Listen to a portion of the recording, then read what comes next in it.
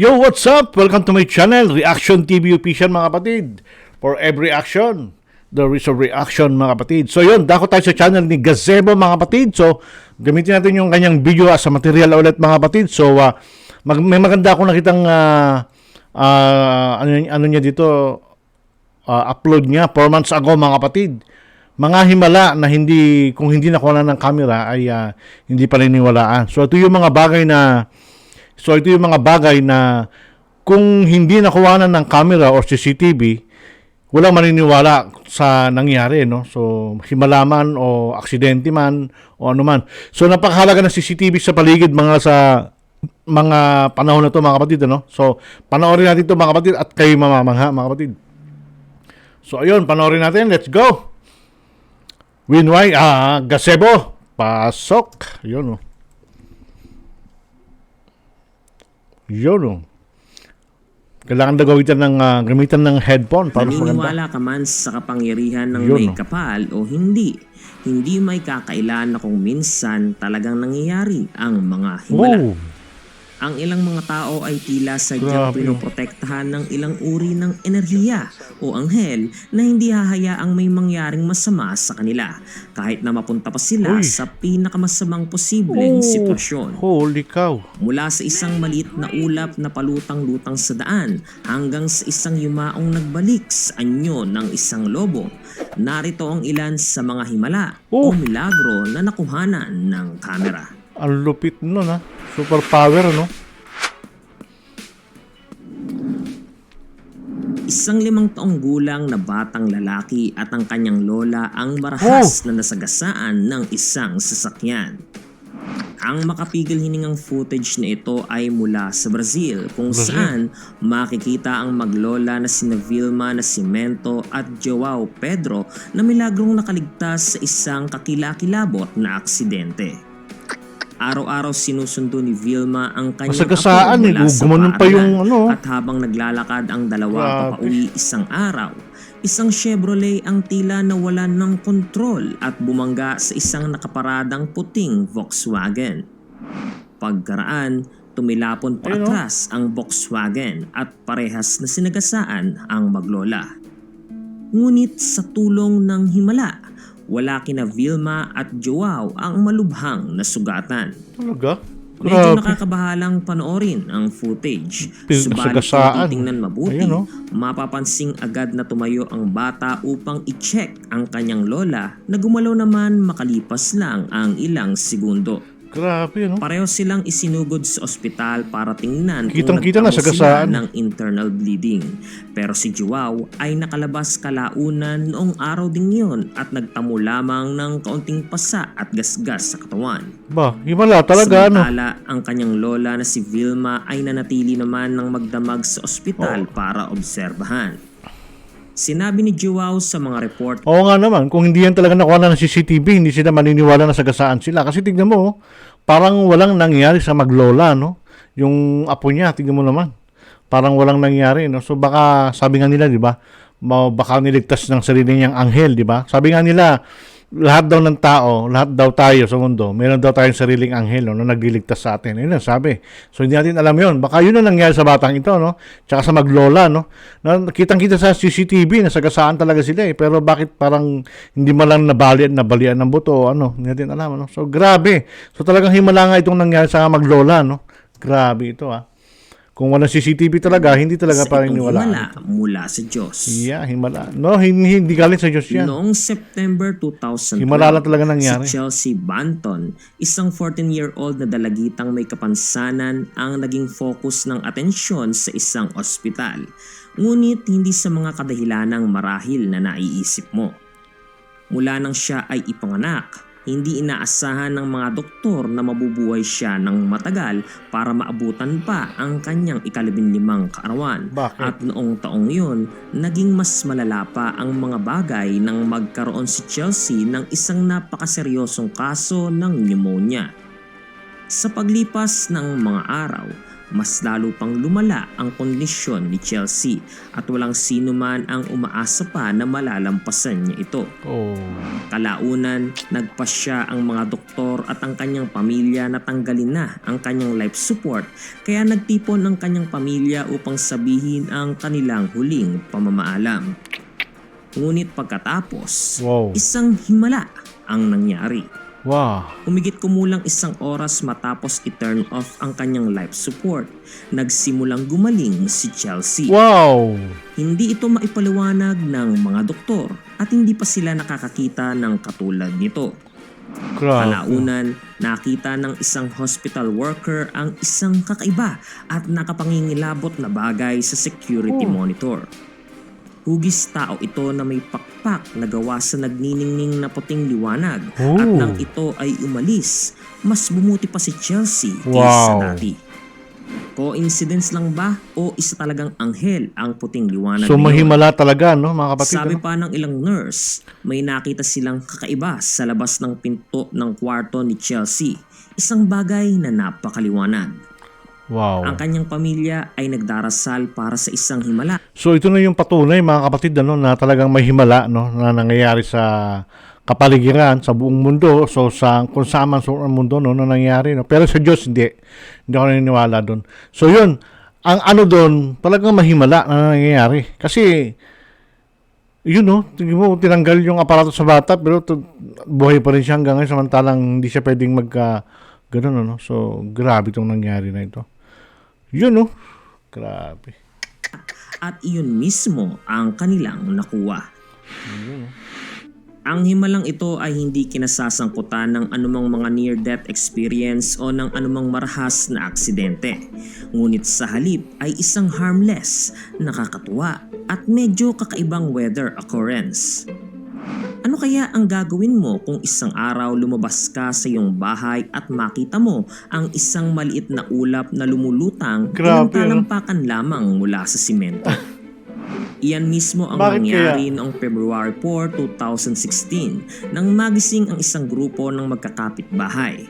Nakita nila ang isang maliit at kakatuwang ulap na kaswal na dumaraan sa kanilang lugar. Ano kaya yun? Ano? Ang galing Nakalimutan naman. lang ito doon at banayad na dumaraan sa mga sasakyan Natakot sa yung iba, oh. ibabaw ng simento. Kung pagmamasdan, mukhang out of place at medyo malungkot ang maliit na ulap na ito. Ang mga residente ay tila labis na natakot dito na hanggang sa huling segundo ng video, walang sino man ang nangahas na lapitan o Lumapit. gawin ito. Natakot sila, no? Well, hindi naman natin sila masisisi. Oo. Ano pa man ito? Kung ikaw, kapatid, ano Malinaw nangyari? na Pag sa nakakita ka ito, ng ganyan sa hindi Pilipinas, anong pangkaraniwang gagawin mo? senaryo na maaari Grabe, mong ano? makita sa araw-araw. Isang kakaiba at tila malungkot na ulap na palutang-lutang sa daan. Ano kaya ito? Yun na nga eh. Ano kaya yung mga kapatid, ano? So kung ikaw, kapatid, kung nakita mo yun sa Pilipinas, yan sa may lugar nyo, kung saan ka man nakatira, at nakakita ka ng ganyang ulap na ganyang kababa na dumadaan, anong gagawin mo? Comment down below, mga kapatid. Alamin natin kung ano ang nasa utak nyo, no? Kung ako, tatanungin mo, mga kapatid, hindi ko alam kung maniniwala ko. Pupuntahan ko talaga, gaganunin ko talaga yan. Baka may laman dun, ano? Na, baka may nagre-remote, ano? Alam mo na ngayon, sobrang high-tech na ang mundo. So, malay mo, may nagpapalipad niyan, ano? Pero, honestly, sa akin, pupuntahan ko, gaganunin ko. Kasi ulap, eh. Ewan ko sa inyo kung anong gusto nyo gawin, ano? Pero sa akin, yun ang gagawin ko, kapatid. So, ano sa inyo? Anong gagawin nyo? Comment down below, kapatid. Anong gagawin nyo dyan? Ayan, no? Grabe. May ilang mga tao ang nagsabi na marahil isa itong lightning cloud, habang ang iba naman ay nagsabi na ito ay isang himala mula sa Diyos. Marahil Wala. bumagsak na anghel na nag-anyong ulap. May ilan pang nagsabi na baka ito ang flying nimbus cloud ni Son Goku na gumagala sa planetang Earth. Ayos, ah. Kung ano man Son ito, Goku, ah. ang cute talaga nito. Subalit medyo nakakatakot din kung iisipin.